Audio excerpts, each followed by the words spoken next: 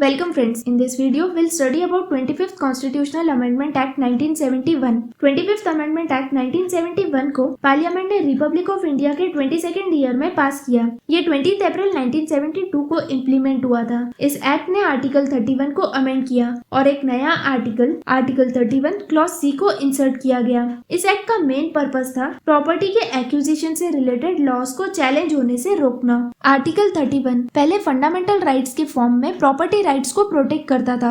इसके अकॉर्डिंग अगर किसी पर्सन की प्रॉपर्टी गवर्नमेंट एक्वायर करती है तो उस पर्सन को प्रॉपर कंपनसेशन जो कि मार्केट वैल्यू के इक्विवेलेंट हो वो मिलना चाहिए। 1954 से सुप्रीम कोर्ट कंसिस्टेंट रूलिंग्स दे रहा था कि आर्टिकल 31 के अकॉर्डिंग अगर गवर्नमेंट किसी लैंड ओनर की प्रॉपर्टी लेती है तो उसको मार्केट वैल्यू के इक्विवेलेंट कंपनसेशन देना जरूरी है। लेकिन पार्लियामेंट ने कॉन्स्टिट्यूशन के 4th अमेंडमेंट एक्ट 1955 से इसको चेंज कर दिया। इस एक्ट के थ्रू लोग इनएडिक्वेट कंपनसेशन के बेसिस पे गवर्नमेंट को चैलेंज नहीं कर सकते थे। फिर भी सुप्रीम कोर्ट अपने डिसीजन पर बना रहा। 1969 में इंदिरा गांधी की गवर्नमेंट ने 14 प्राइवेट बैंक्स को नेशनलाइज करने का डिसीजन लिया और इसके लिए एक लॉ पास किया गया। आरसी कूपर जो उन बैंक्स में एक शेयर होल्डर थे ने इस लॉ को सुप्रीम कोर्ट में चैलेंज किया, जिसे RC Cooper versus union of India case कहते हैं या फिर इसे बैंक नेशनलाइजेशन केस भी कहते हैं। आरसी कूपर ने आर्ग्यू किया कि उन्हें प्रॉपर कंपनसेशन नहीं दिया गया जो आर्टिकल 31 के अंडर उनका फंडामेंटल राइट था।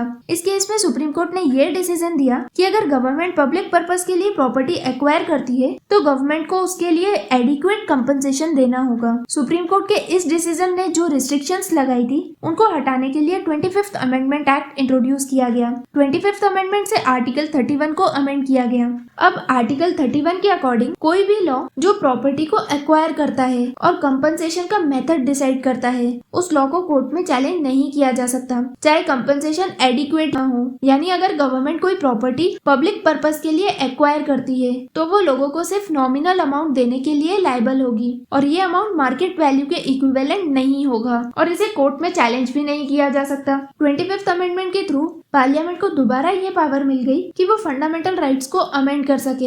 इस वजह से आर्टिकल 31 जो कि एक फंडामेंटल राइट है और जो प्रॉपर्टी राइट से रिलेटेड है में चेंजेस किए जा सके। इस अमेंडमेंट का एम ये था कि सुप्रीम कोर्ट के पास जो पावर थी जिसमें वो प्रॉपर्टी के कंपनसेशन अमाउंट को डिसाइड करता था उसको खत्म किया जाए। 25th अमेंडमेंट के थ्रू लैंड ओनर्स की प्रॉपर्टी को पब्लिक यूज के लिए लिए जाने पर कंपनसेशन का कॉन्सेप्ट चेंज कर दिया गया। कंपनसेशन वर्ड को चेंज करके अमाउंट कर दिया गया। इस अमेंडमेंट से आर्टिकल 31 में एक नया क्लॉज सी को इंसर्ट किया गया। आर्टिकल 31 के क्लॉज सी के अकॉर्डिंग अगर कोई भी लॉ डायरेक्टिव प्रिंसिपल्स को इम्प्लीमेंट करने के लिए बनाया गया है तो उस लॉ को फंडामेंटल राइट के इन्फ्रिंजमेंट के बेसिस पर कोर्ट में चैलेंज नहीं किया जा सकता। इसको आर्टिकल 14, आर्टिकल 19 और आर्टिकल 31 के राइट्स के डिसरिगार्ड के बेसिस पर क्वेश्चन नहीं किया जा सकता। उस टाइम पर इंदिरा गांधी गवर्नमेंट ने डायरेक्टिव प्रिंसिपल्स को ज्यादा प्रायोरिटी दी फंडामेंटल राइट्स के कंपैरिजन में। गवर्नमेंट का ये मानना था कि सोशलिज्म के गोल को अचीव करने के लिए ये जरूरी था,